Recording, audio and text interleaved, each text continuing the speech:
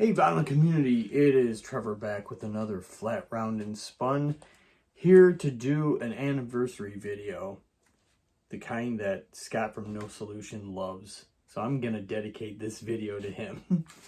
Just kidding with you, man. But this is the 42nd anniversary of an album I hold dear to my heart, and since you already saw the thumbnail, that is Mob Rules from Black Sabbath. The reason why this means so much to me, this was my entry point to Black Sabbath. I had never really heard of them before prior to this, but this was what turns out to be my all-time favorite band. So the Dio era Black Sabbath is my Black Sabbath. Now, I can't really say that this specifically was my entry point.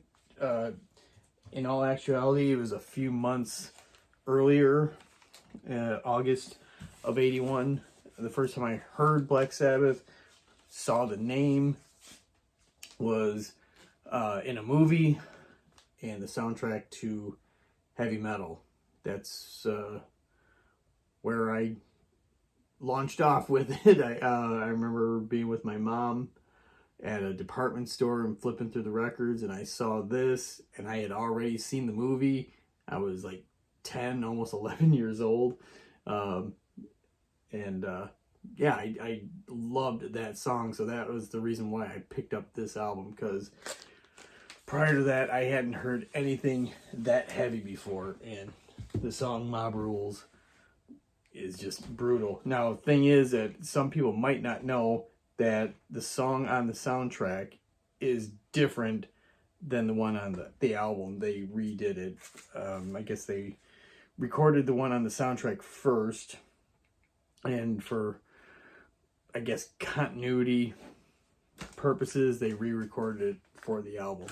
But yeah, this one is probably my favorite Black Sabbath album, even though my favorite Black Sabbath song is from the one prior to it, title track to Heaven and Hell. That is my all-time favorite song. Not just my favorite Black Sabbath song, that's my favorite song of all time.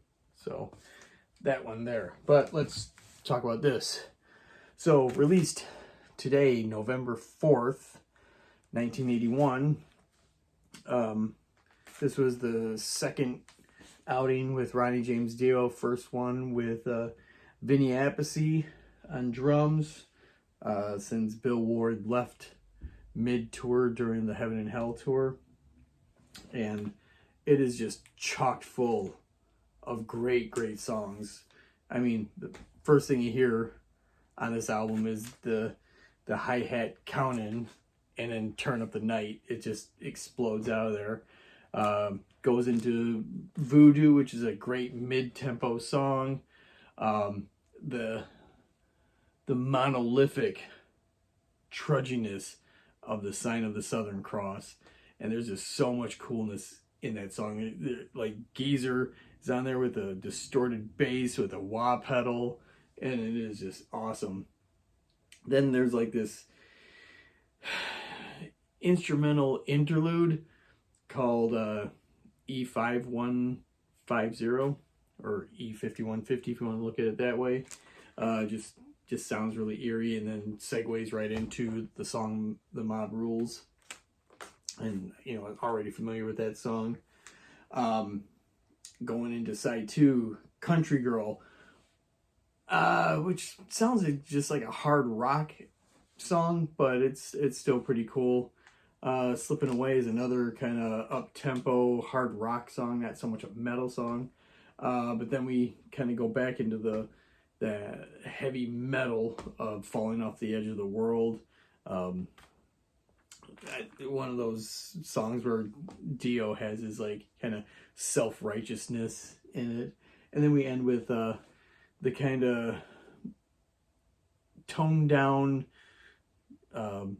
just nice flowing of Over and Over, the last track on the album.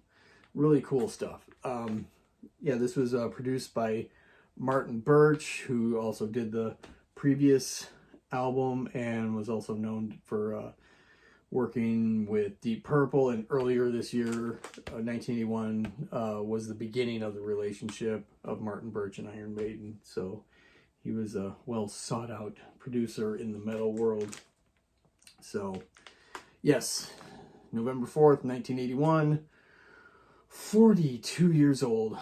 My favorite Black Sabbath album, Mob Rules. So if you get a chance, spin it. If you never heard it, please check it out.